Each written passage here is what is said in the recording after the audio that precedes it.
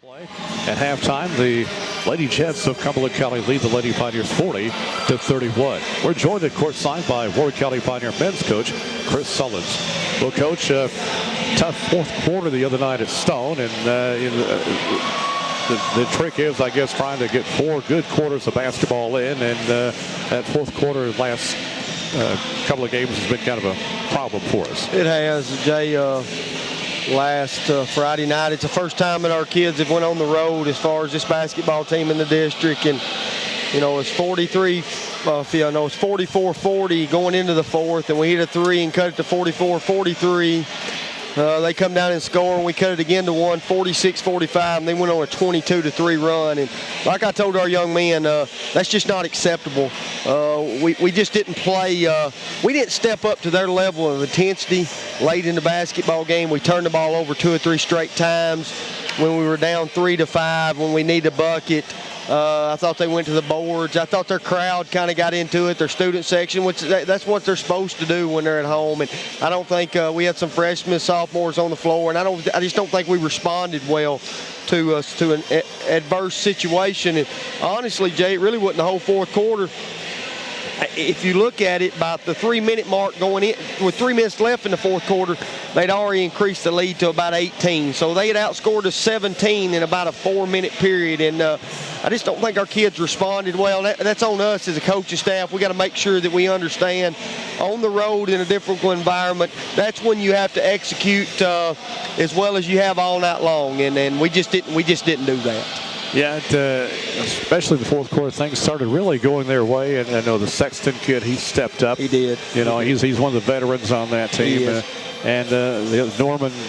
I think that's his name. Yep, Tristan Norman, the little left-handed kid, did a good job. He attacks the paint really well. And I also think last year, Brett Newcomb's a kid at the point guard position. Yeah. He's a freshman last year, and you noticed that kid's really improved in the last year. And he kind of dictated on the floor what he wanted out of his basketball team, and I think we need to be doing that from our point guard position. He's also a young man that came down and made 2 excellent basketball plays. He makes 2 steals back-to-back. That they were up 3, and he makes a steal and they go up 5, and he makes another steal and they go up 7, and we just didn't respond too well. But you got to give credit to Stone Memorial. They flat out just outplayed us in the fourth quarter. Yeah, Newcomb, I think he scored 25 points in that game. He was just all over the place and unstoppable. Well, and we told our kids he's a young man. He just filled up the stat sheet. He had 25, but he was 9 of 10 from the free throw line. He had 4 steals. He had 3 rebounds. He just did a lot of things to help his basketball team. And as a basketball team, they did a tremendous job, Jay. They go 22 of 23 from the free throw line. Our biggest problem was we only went to the free throw line 6 times. People will say, well, you fouled late. We only fouled 3 times late in the ball game to see if we could maybe get a stop. If we could make a miss and see if we could get maybe some production that way. Where we struggled is we didn't attack the rim. When you only go to the free throw line 6 times, that's evidence that you're not attacking the rim. Our guards position got no free throws the other night. We got no free throws out of Chance, out of Irvin, out of Tyree or Sloan or Ethan. We just didn't. We weren't aggressive. They just were more aggressive than we were, and they were paid for it. They got paid for it. So 1-3 in the district. We really need this one tonight against. We really need this one, and that was an opportunity, Jay. We talked about it going into Stone. We had an opportunity to be 2-1, but you wanted to come out there 2-2 with opportunity to be 3-2, and really still only a game out of first or second place, and that's very important in the seeding of it. So we kind of dug ourselves a hole. This is a basketball game we need to win tonight. There's no doubt about it, and I think we're ready. We're glad we're back on our home floor, and I think our kids are a little bit more comfortable at home. How much do we know about this Jet team? This Jet team is their motto is just what you just said. They jet up and down the basketball floor. They're quick.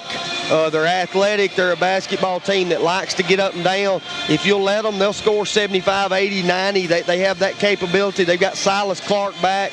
He's a young man that is a 2-time all-district player. He's a junior. They got a Dykes kid, number 1. It reminds me of a lot of Silas Clark. Will Hell's a kid that you'll see tonight that can flat out shoot the basketball. I don't know how much paint presence they have, and honestly, I don't think they're really concerned about that. They want to get up and down the floor. They want to cause a lot of havoc, and we've got to do a good job. As I've said all year long, our guards are going to have to protect the basketball. We've got to make sure our shot selection is better, and somehow, some way handle their pressure tonight, because they are going to pressure us all over the basketball floor. All right. Well, Coach, we thank you for coming by, and best of luck tonight as Warren County takes on the Cumberland County Jets. We appreciate it, Jay. Thank you. That's Coach Chris Sullens, head coach of the Warren County Pioneers. We'll be back with the second half in just a moment. Programming on WCS-TV is made possible in part by a donation from Security Federal Savings Bank, serving its customers with 3 convenient Warren County locations.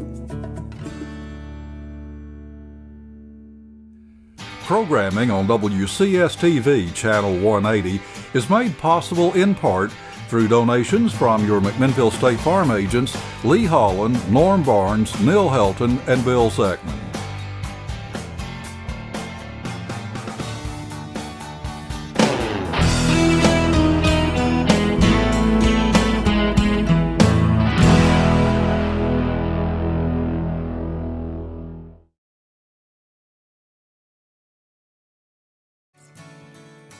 Programming on WCS-TV is brought to you in part by a donation from Robert Oliver Bratcher of the Stanley & Bratcher Law Firm, located at 100 West Main Street in McMinnville, Tennessee. At halftime, the Pioneers lead the Jets by a score of 26-23. I'm joined here at courtside by Shea Panter, head coach of the Warren County Lady Pioneers. Well, Coach, the effort certainly was there tonight for 2.5 quarters. Warren County just would not go away, but that familiar pressure that we're used to seeing from Cumberland County, it really started taking a toll late in the third quarter into the fourth. Yeah, we kind of ran out of gas and mental focus, and then we had a couple of people get in foul trouble, so we had some people that weren't as comfortable with the pressure, as they normally are. But I'll tell you what, Jay, to go in at halftime and be down by 9 and to have them have backed out of their press and playing us half-court defense means a lot to me. And it means a lot to the girls because we're getting there. I told them we just couldn't finish mentally strong. They were in those tight situations when they would score 3 in a row and we needed a stop or we needed a score, we would turn it over. But I felt like the effort was there. They're a good team and they're going to score and they're going to cause pressure. But I thought we handled it, like you said, about 75% of the game. Yeah, we didn't have an answer for Gracie Dishman. She scored 34. Good gracious. I think she had like 20 at halftime. Yeah. We had McCullough on her, and McCullough's usually our best defender. She had a hard time guarding her, and I asked why, and she said she was uncomfortable with the way they're setting the screen. She didn't know whether she should bump back or go over the top, and then we put Callie on her, and Callie did an okay job. She's a little longer and caused Dishman some trouble going to the basket, but, except probably about 10 of her points were picks, and then she'd run down and shoot that fast break layup. So, yeah. She's good, and we knew she was going to score. We just didn't want her to score that many. What's scary is she's only a sophomore. Right, yeah, and we faced her last year. Rodica put her in the freshman tournament after she started varsity to let her score 30 against Cookville.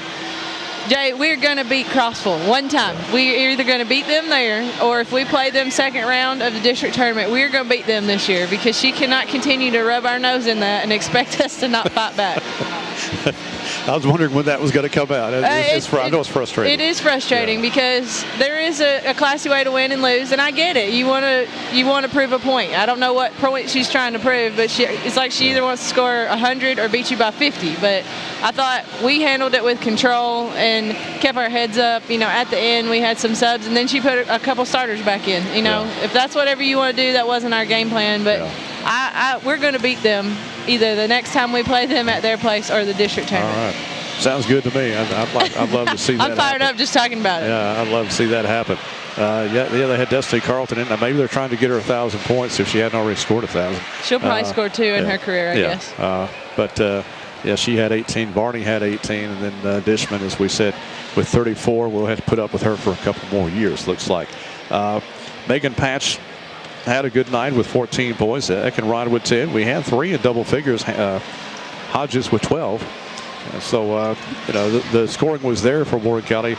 They just kind of did the pressure thing in the fourth quarter and really made life difficult for us. Yeah, with Tyra out, we started a different kind of lineup where we had really 4 guards in 1 post, and Rayanna was asked to run the 4 spot on offense, and I don't know, she looked forgetful in some, I don't think we were really expecting to run an offense that much. We were thinking break the press, look for a layup, like they would rush us, but I was pleasantly surprised that when we broke the press, we settled down. So in trying to run an offense with someone that's not usually in that position, that isn't known for their thinking skills in a game, it made us have not that flow that we're used to having. We didn't really run a lot of sets, but we'll be prepared next time.